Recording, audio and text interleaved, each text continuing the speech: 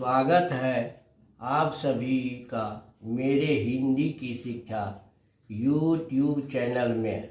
आज की इस वीडियो में हम चर्चा करेंगे कि भाषा और व्याकरण क्या है। वीडियो शुरू करने से पहले आप सभी से अनुरोध है कि मेरे चैनल को सब्सक्राइब करें और मेरे वीडियो को लाइक शेयर करें और इस वीडियो को अंत तक ज़रूर देखें। चलिए शुरू करते हैं। भाषा पहले भाषा क्या है? भाषा शब्द संस्कृत के भाष धातु से बना है। भाष का अर्थ होता है बोलना या कहना। बोलना या कहना। बोलते तो संसार के सभी प्राणी हैं, जितने भी सजीव प्राणी हैं सभी बोलते हैं। क्या संसार के सभी प्राणियों की बोलियों को हम भाषा कहेंगे? प्रश्न यह उठता है कि भाषा किसे कहते हैं? भाषा आदान प्रदान का साधन है। भाषा लेन देन का साधन है। भाषा विनिमय का साधन है। भाषा एक्सचेंज का साधन है। अब भाषा किसे कहते हैं? तो भाषा वह साधन है जिसके द्वारा मनुष्य अपने मन के विचारों को दूसरों के सामने प्रकट करे और दूसरा उसको भली भांति समझ ले, उसे हम भाषा कहते हैं। अब भाषा के दो रूप होते हैं, मौखिक भाषा, लिखित भाषा। अब मौखिक भाषा और लिखित भाषा किसे कहते हैं? मौखिक भाषा और लिखित भाषा की परिभाषा क्या होती है? मौखिक भाषा जिस भाषा को हम चलिए हम जानते हैं भाषा के कितने प्रकार के होते हैं। भाषा दो प्रकार। मौखिक भाषा किसे कहते हैं? जिस भाषा को हम अपनी मुख से बोलकर प्रकट करते हैं उसे मौखिक भाषा कहते हैं। जैसे नेताजी मंच पर भाषण दे रहे हैं, शिक्षक कक्षा में पढ़ा रहे हैं आदि। अब लिखित भाषा जिस भाषा को हम अपनी लेखनी मन कलम से लिख कर प्रकट करते हैं उसे लिखित भाषा कहते हैं।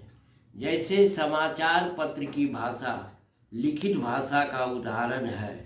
अब है आपका मातृभाषा।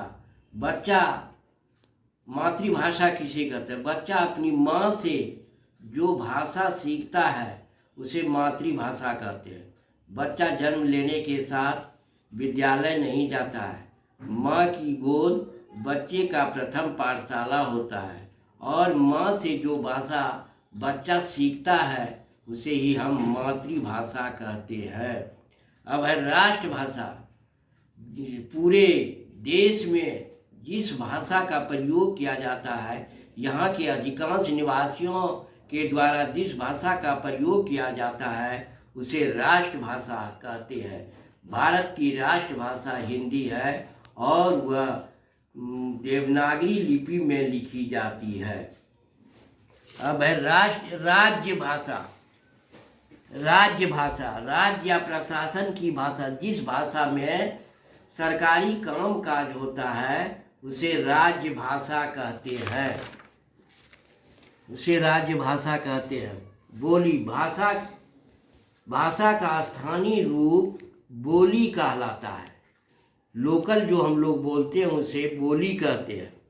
जैसे पूर्वी हिंदी, पश्चिमी हिंदी, राजस्थानी, पहाड़ी हिंदी, बिहारी बोली कहलाता है। तो मैथिली, अंगिका, मगही, भोजपुरी ये सब बोली है। भाषा का स्थानीय रूप बोली कहलाता है। अब भाषा और बोली में क्या अंतर है? भाषा का क्षेत्र विस्तृत होता है, बड़े पैमाने पर बोला जाता है और बोली का क्षेत्र सीमित होता है। सीमित क्षेत्र में बोली बोला जाता है। अब लिपि, भाषा के लिखने के ढंग को लिपि कहते हैं। लिपि किसे कहते हैं? भाषा के लिखने के ढंग को लिपि कहते हैं। हिंदी की लिपि देवनागरी, अंग्रेजी की लिपि रोमन, उर्दू की लिपि फारसी, पंजाबी की लिपि गुरुमुखी आदि। अब साहित्य किसे कहते हैं? साहित्य, ज्ञान के संचित कोश को साहित्य कहा जाता है।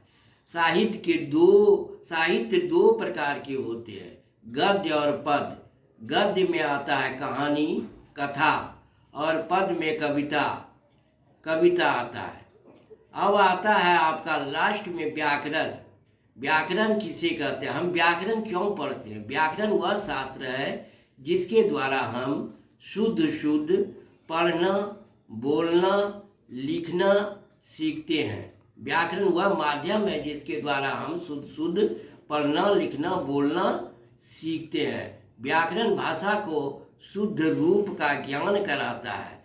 व्याकरण भाषा को शुद्ध बनाता है। व्याकरण के 4 भेद होते हैं, वर्ण विचार, शब्द विचार, वाक्य विचार, रूप विचार। अब है आपका रूप विचार किसे कहते हैं? वर्ण विचार किसे? जिसके अंतर्गत वर्णों के आकार प्रकार पर बनावट पर विचार किया जाता है, उसे वर्ण विचार कहते हैं। शब्द विचार, जहाँ शब्दों के आकार प्रकार बनावट रचना पर विचार किया जाता है, उसे शब्द विचार कहते हैं। रूप विचार, जहाँ उसकी रूप रचना पर विचार किया जाता है, उसे रूप विचार कहते हैं। आज के वीडियो में बस इतना ही, फिर हम आगे के वीडियो में बात करेंगे।